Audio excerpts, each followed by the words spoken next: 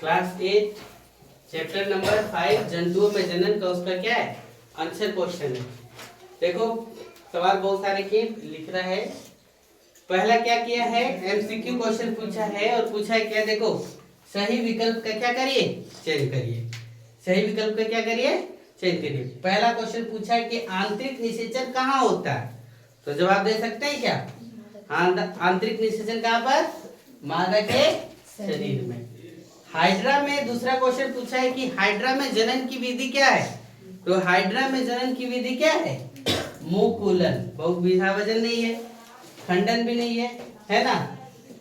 तीसरा number question पूछा है मादा युग्मक तथा नर युग्मनज के संयोजन विधि क्या कहलाती है, तो मादा युग्मक तथा नर युग्मनज के संयोजन विधि को क्या कहते हैं हम लोग, निषेचन कहते हैं। यानी कौन सा, खा नंबर।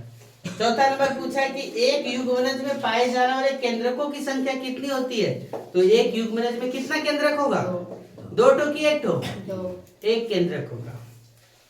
कितना होगा, एक। पांचवा नंबर पूछा है कि एक टेडपोल यानी मेढक का जो हम लोग बोलते हैं, एक टेडपोल जिस प्रकार द्वारा वयस्क मेढक के रूप में विकसित होता है उसे क्या कहते हैं, तो काय क्या कहलाता है, कायांतरण कहलाता है। खा नंबर दिखंडन के द्वारा जनन किसमें होता है, तो कौन अपने अपने दो भाग में बांट लेता है, नए जनन की संतति बताता है, तो कौन है, अमीबा। यानी खा नंबर टिक लगाएंगे, ठीक है। फिर आपसे पूछा दूसरा कि सही कथन पर क्या करो, सही का चिन्ह लगाओ, और गलत कथन पर क्या करो, गलत। शुक्राणु वृषण कोशिका में परिपक्व होता है, तो शुक्राणु कहाँ पर, वृषण कोशिका में, और अंडाणु कहाँ पर, अंडाशय में। तो ये क्या है, सही है कि गलत है, सही है।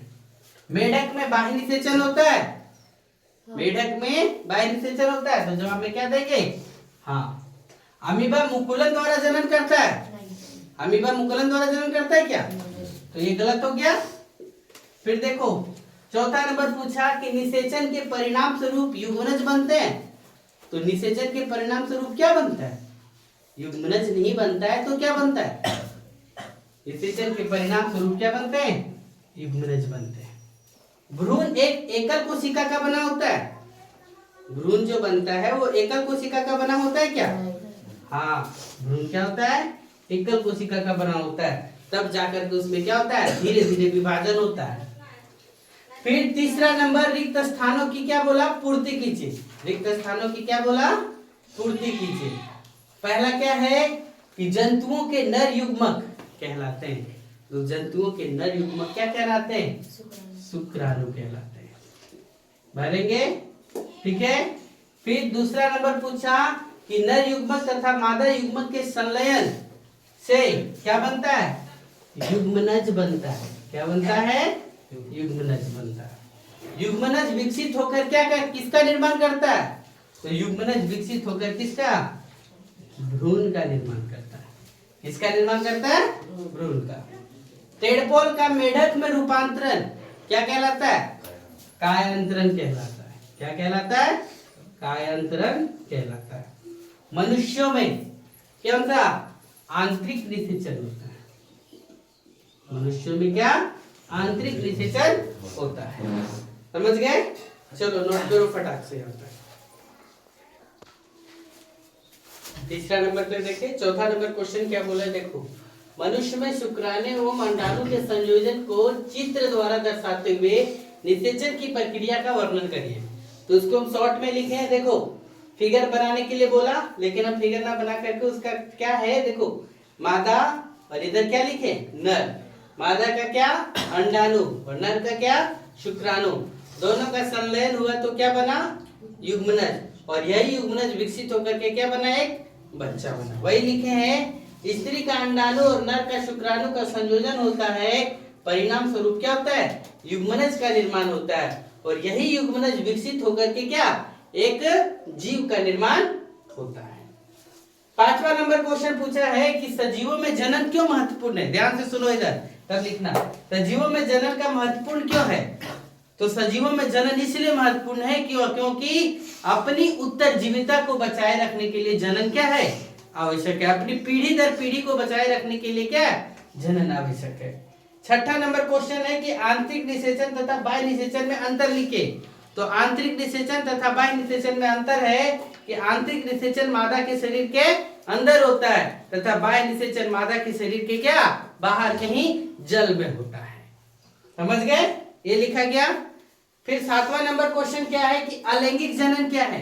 तो अलैंगिक जनन क्या है, तो जनन की वह विधि जिसमें नर तथा मादा की जरूरत नहीं होती है उसे हम लोग क्या कहते हैं, अलैंगिक जनन कहते हैं।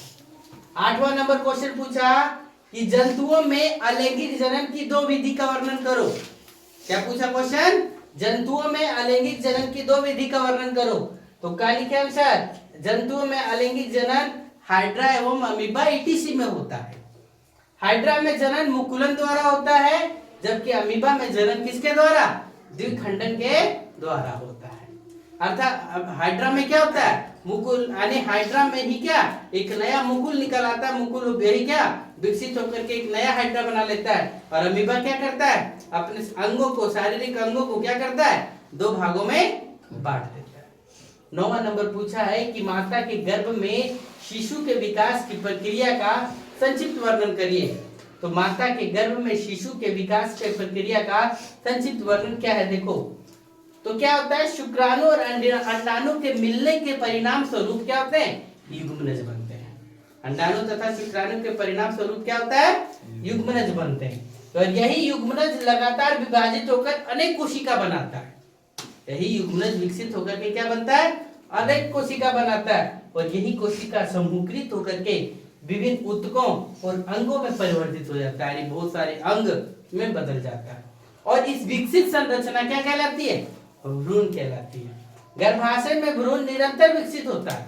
गर्भाशय में भ्रूण क्या होता है, निरंतर विकसित होता है। इसमें धीरे धीरे इसमें विभिन्न शारीरिक अंगों का निर्माण होता है। इसमें धीरे धीरे क्या होता है, बच्चा का हाथ, पैर, आंख, नाक ये सब बनना क्या होता है, धीरे धीरे शुरू होता है। विभिन्न शारीरिक अंगों का निर्माण होता है। भ्रूण की वह अवस्था जिसमें सभी शारीरिक अंगों की पहचान हो जाती है तो क्या कहलाता है, गर्भ कहलाता है। जब सभी शारीरिक अंगों की क्या हो जाए, पहचान हो जाए तो क्या कहलाता है, गर्भ कहलाता है। और यही गर्भ 9 महीना बाद विकसित होकर के क्या एक नवजात शिशु का क्या होता है, जन्म होता है। समझ गए, चलो नोट करो फटाक से यहाँ पर, समझो क्या बोला है।